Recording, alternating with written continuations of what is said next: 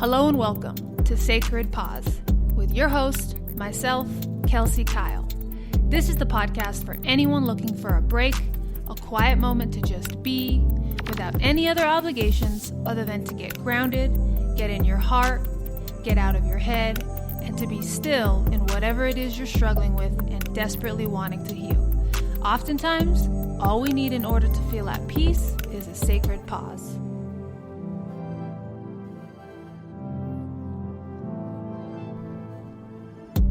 How are your New Year's resolutions going? Are you making commitments to yourself that sometimes feel straight up impossible? If you answered yes, it's most likely because your goals simply are not intentional enough. In this episode, you'll learn how to connect with yourself deeper than you ever have, so you can easily create highly intentional goals that will change your life forever. Hey everyone, as always, I'm so happy, so grateful to be here with you, to connect with you, and I just want to say how awesome you are for taking this time for yourself. This podcast, Sacred Pause, is all about taking time for you to connect with self and to go inward, to gain awareness and to heal, so we can feel better and be better during our days. And be who we truly want to be who we truly are once we get rid of all the past stuff we're holding on to. It's not easy, and it's so important. So thank you so much. I see you, and I'm so proud of you. You're doing such a great job. Please do not forget that. So today is April 2nd, 2021. And is a perfect time to set and to talk about monthly intentions. If you're a somewhat productive person or a really productive person, wherever you are on that scale, you are most likely setting goals for yourself. Lose this amount of weight by this time, or read this book for this many hours a week, or don't eat this type of food, whatever it is. So why wouldn't we also set mental goals, spiritual goals, goals that our souls would love, that our spirits would love, goals that will really make an impact? For example, this month, I'm going to focus on communication. No matter what comes up, I'm going to do my absolute best to communicate it. I'm going to do my best to talk them through, talk them out of me, talk my feelings through with myself, with Paige. Doesn't matter who it is, if it's you or someone else, as long as I'm connecting with whatever I'm feeling and going through in the moment, rather than my historical go-to pattern of feeling triggered deeply and not doing anything about it. Just letting it sit and simmer, and then sometimes pushing it down even further by distracting myself. Taking a hit of marijuana or watching a show to help immediately relieve the discomfort. Instead, I'll sit with my feelings and communicate them out. Why? Because that will allow this stuck energy that I've been holding on to for who knows how long to flow out of me quicker and more easily. By naming it, by describing it, acknowledging it, this will slowly lessen the pain, the discomfort, until it's completely out. Out, not just pushed down deeper, because all these feelings want are to be seen. Just like all of us, all we really want is to be seen, truly seen and loved. So this stuck energy is the exact same way. So acknowledge it, and then it will have no other choice but to flow out of you. And that's what we want. We want these energies to flow in and then out seamlessly. So we will have more internal space for positivity, for love, for freedom, for fun, space to just be. I'm so in love with animals, so in love with them. All of them equally. I believe they deserve the freedom to be just as much as us, just as much as humans. And I think that's why the cutest, most beautiful thing to me is when I see an animal, whether it be my animal or a squirrel on the street, when I see them fully relaxed, just chilling and just slowly looking around, just pondering, just being, it just warms my heart so much because that's exactly it. They're just being. They have the freedom to be. be them and be at peace, just enjoying. And I believe when all the distractions are cleared, that's all we want. The freedom to just be. And in order to get that, all we need to do is feel. Feel and heal and let everything go. And leave space for everything to flow in, then flow out. Flow in and then out. In, out. Just like our breath. In and out. Feel it when it flows in and then release and let it flow out. Feel it, then heal it. Feel it, heal it. We truly have to feel to heal. There's no other way. And I'm choosing communication for my focus this month because I've always struggled with communicating my feelings, always. I'm much better at it now, but I can be much better at it. And I want to be, because being a great communicator is such a vital skill, no matter what it is you want to do.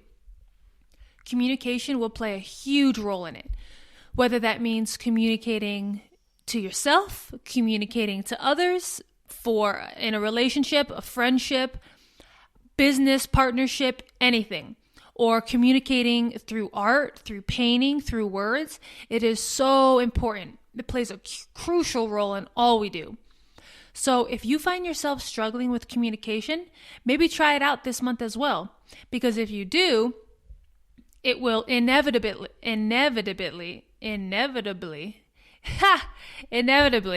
that's right, catapult you to becoming a master communicator.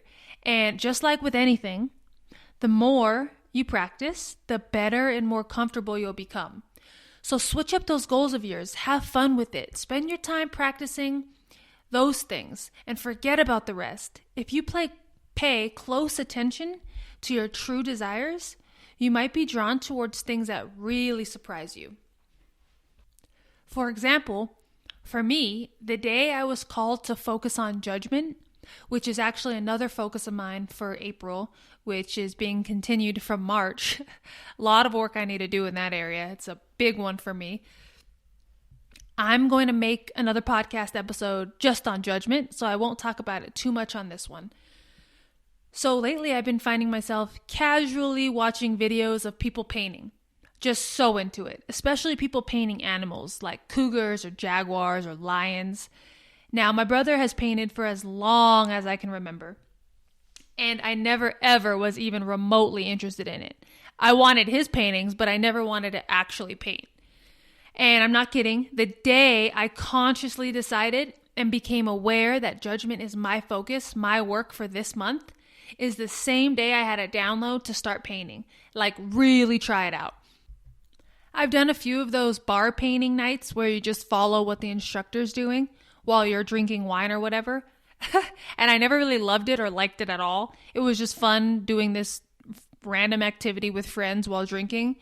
But just a few days ago, I realized I am so called to really try it out.